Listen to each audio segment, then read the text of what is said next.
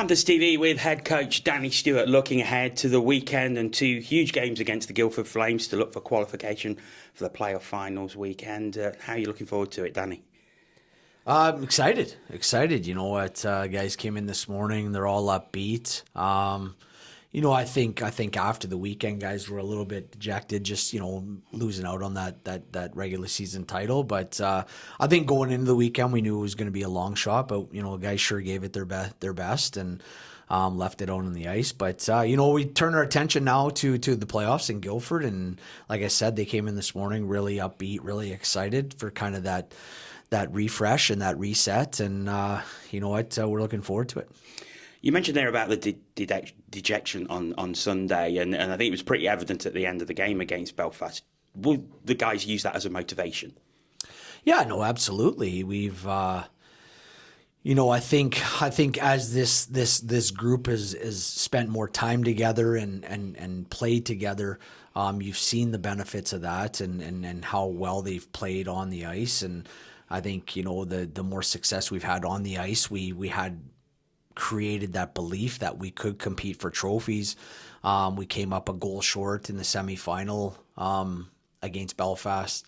You come to the last weekend of the regular season with still a chance, and we put our best effort out there and almost accomplished that. And so it's very easy to get dejected. But I think now, again, like Reese said, it's a close group. They recognize we were right there, and that there's one trophy left to play for. And, I think, like I said, it's an exciting time. What's the mentality going into the playoffs? Is it treated like a new season?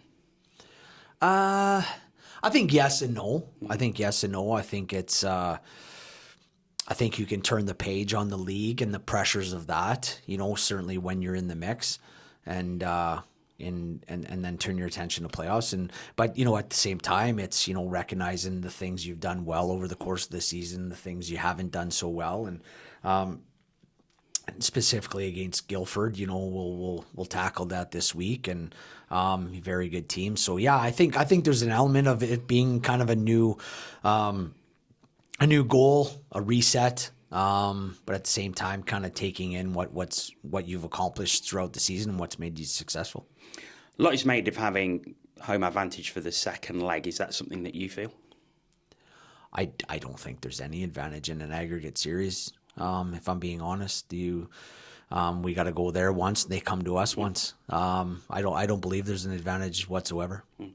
Of course, difficult game on Saturday. Guildford's always been a difficult place to go. How do you set the guys up for that? I think our focus will be just kind of focusing on playing our brand of hockey. I think at times, specifically in Guilford, we've maybe played their more style of game, opened ourselves up a little bit at times, and again, not taking anything away. They play a different game, but they play a very effective, fast, and a bit of a, I don't want to say high risk, but they've got a lot of depth up front. They skate well up front and on the back end, and that's the way they play. And they come at you. They're very aggressive. And I think maybe we've gotten away from our game against Guilford, in Guilford specifically. And it's a tough building to go to. It's short roof there. It gets loud in there. It's very much a momentum building, and there's times where they've scored in quick sequence against us, and there's been some drama in those games as well. And like I said, it's a tough place to go. But we haven't had much success there this year. But like you said before, it's a new season, so to speak. And like I said, our focus will be solely on the Guilford Flames and how we need to play. And finally, this is your first time taking Panthers into a playoff series. You've obviously got plenty of experience with the Coventry Blaze and the Fife Flyers as well. What are some of your memories of taking those teams to the playoffs?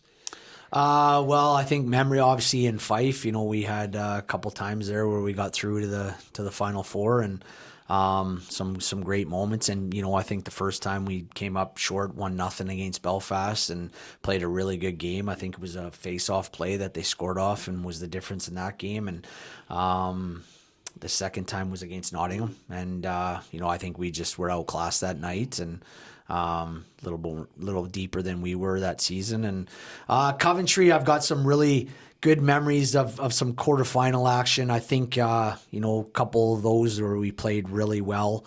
Comes to mind the one year, I believe it was 22-23, where, or sorry, not 22-23, it was 21-22, kind of post-COVID year, where we had a lot of injuries, a lot of COVID cases, things like that. And we went into playoffs against Belfast and played out of our skin, and thought we had won and progressed on the last penalty shot.